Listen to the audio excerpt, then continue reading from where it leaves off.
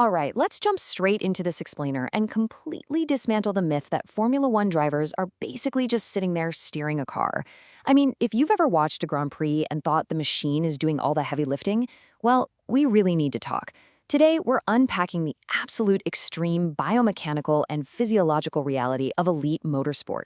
We're looking at human beings operating as ultra high performance components inside the most advanced machines on Earth, literally pushing the boundaries of what the human body can even endure. To really wrap our heads around this, let's start with the sheer, violent physical trauma of heavy braking. Just imagine a driver flying down a straight, slamming on the brakes, and dropping from 300 kilometers per hour down to under 80 in roughly 2 seconds. That generates a deceleration force of up to minus 6.5 Gs.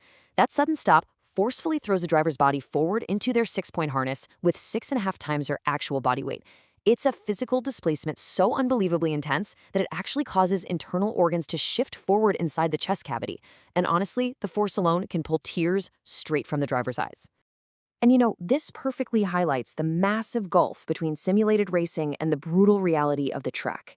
If you look at a driver's heart rate in an ultra-realistic simulator versus an actual race, it's a night and day. Out there on the grid, a massive adrenaline dump triggers this intense fight-or-flight response the second the lights go out. Before they even negotiate turn one, a driver's heart rate spikes past 180 beats per minute. Meanwhile, in a static simulator rig, their heart rate essentially flatlines by comparison, simply because that genuine physical threat, the real danger, and those violent multi-directional forces just aren't there. Section 1. The Invisible Crush. Surviving Extreme G-Forces.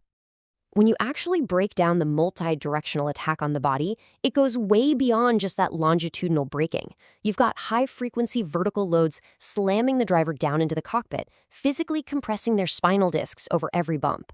And then you have the sustained loads. This isn't just a quick jolt. We're talking about constant pressure that causes blood to pool in the lower extremities. Because of that, less blood returns to the heart, which means less oxygen is delivered to the brain. Under these extreme loads, drivers can actually experience visual disturbances, like tunnel vision or even transient grayouts, all while threading the needle at incredible speeds. But the lateral G-forces, those side-to-side forces during high-speed cornering at tracks like Suzuka or Spa, honestly, they impose the most severe physical toll of the entire race. Under a 6.5 G lateral cornering load, a driver's head and helmet, which normally weigh around 7 kilograms, effectively weigh up to 45 kilograms. Just let that sink in for a second. Every single time they take a high-speed sweeper, they're using their neck muscles to balance the equivalent weight of a large dog, all just to prevent their head from tilting so they don't lose their horizontal line of sight and crash. Section 2.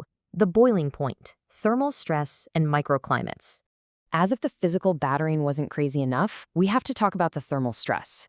The driver is basically sitting inside a carbon fiber thermos. They're surrounded by a scorching hot engine, radiators, and electrical systems, which causes the air temperature in the cockpit to skyrocket to between 50 and 70 degrees Celsius. Add to that the fact that the driver's body, which is working at an intense athletic capacity, is generating 400 to 600 watts of its own metabolic heat. Plus, they're wearing multiple layers of thick, fireproof Nomex gear which traps humidity and totally prevents sweat from evaporating. There's literally nowhere for the heat to escape, pushing a driver's core body temperature dangerously close to a hazardous 39.5 degrees Celsius. So how exactly does the body fight back? Well, it sweats. Drivers can sweat out up to 4 liters of fluid during a single hot race, especially somewhere notoriously brutal like Singapore. But because all that sweat just pools in their fireproof suits instead of actually evaporating, it offers almost zero cooling benefit. Once a driver loses just 2% of their body mass to dehydration, a really dangerous cascade begins.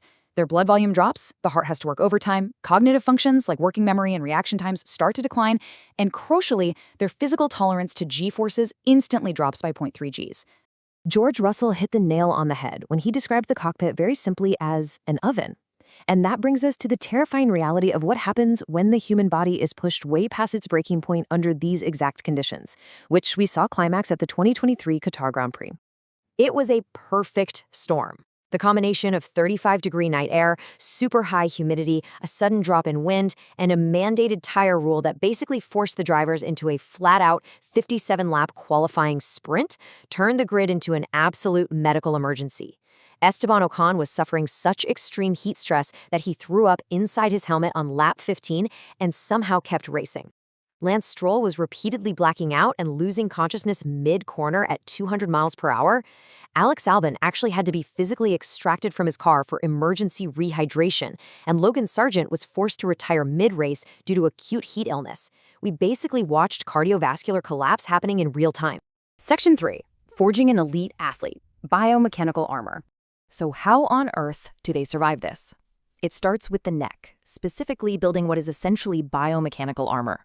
Elite performance coaches use something called the F1 hold. Drivers execute these grueling 30-second static resistance holds, pulling against thick rubber bands or weighted helmets just to fortify their deep cervical flexors. They aren't trying to build bulky bodybuilder muscles here. They're building pure isometric stability.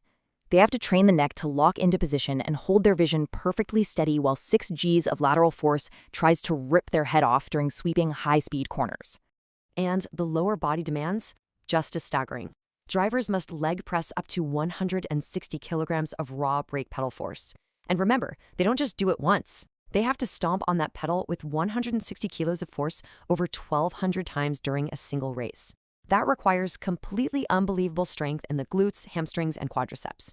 This is exactly why drivers undergo high-intensity, multi-joint conditioning circuits, heavy squats, deadlifts, just to ensure their legs don't turn to absolute jelly in those crucial final laps. But strength alone won't save you from the heat. Drivers go through grueling, incredibly scientific heat acclimation protocols. We're talking high-intensity cycling in specially heated chambers or enduring brutal sauna sessions immediately following a heavy workout. Why? To artificially expand their blood plasma and force their bodies to sweat earlier and far more efficiently. But it's a constant battle. The human body is incredibly efficient, so if a driver stops this heat exposure for just 2 weeks, their heat adaptation completely drops off to 65%. And because that heat acclimation isn't always enough, human performance managers employ strict to-the-minute cooling timelines before the driver even gets into the car for highly humid races like Singapore. At T-minus 60 minutes, drivers are plunged into 10-degree cold water immersion tubs to actively draw out core body heat. At 45 minutes, they're strapped into ice vests and neck cooling wraps. And then, just 15 minutes before the formation lap, they ingest targeted ice slurries. The entire goal here is to artificially depress their internal core temperature as low as safely possible, giving them a larger thermal runway before their body inevitably hits that critical overheating point inside the cockpit. Section 4. Engineering Survival, the Future of Cooling. Fortunately, the FIA recognized the terrifying realities of what happened in Qatar and rolled out a phased response. In 2024, they allowed teams to fit cooling scoops under the car to direct outside air at the driver. But it's in 2025 where things get really sci-fi, with the introduction of optional active driver cooling vests. These vests have fine tubing woven right into a fireproof undershirt that actively pumps 5 degrees Celsius liquid directly against the driver's torso. And to monitor if this is actually working, drivers actually swallow ingestible telemetry sensor pills before the race. Those pills transmit their real-time internal core temperatures straight to the pit wall. By 2026, these active cooling systems are slated to be fully integrated and mandatory. Now, you might be wondering, F1 teams are famously obsessed with saving weight, right? So wouldn't they just force the driver to suffer without the vests to make the car a tiny bit lighter? Well, the FIA thought of that. They instituted a brilliantly clever rule. If a team opts out of using the active cooling vest in 2025, they are hit with a 500-gram ballast penalty. They literally have to bolt a half kilo of dead weight right into the cockpit. It completely removes any performance incentive for sacrificing driver safety. And that brings us to the ultimate question. We've explored how these incredible athletes train their necks to hold up 45-kilo loads, how their hearts endure hours at 180 beats per minute, and how their bodies fight off boiling 70-degree cockpits. But as aerodynamic downforce continuously increases, cornering speeds get even faster, and global climates produce hotter and hotter race days, you really have to wonder, despite all the cutting-edge engineering and intense biomechanical conditioning in the world, where does the human limit truly end? It certainly makes you watch the sport in a completely different light, doesn't it?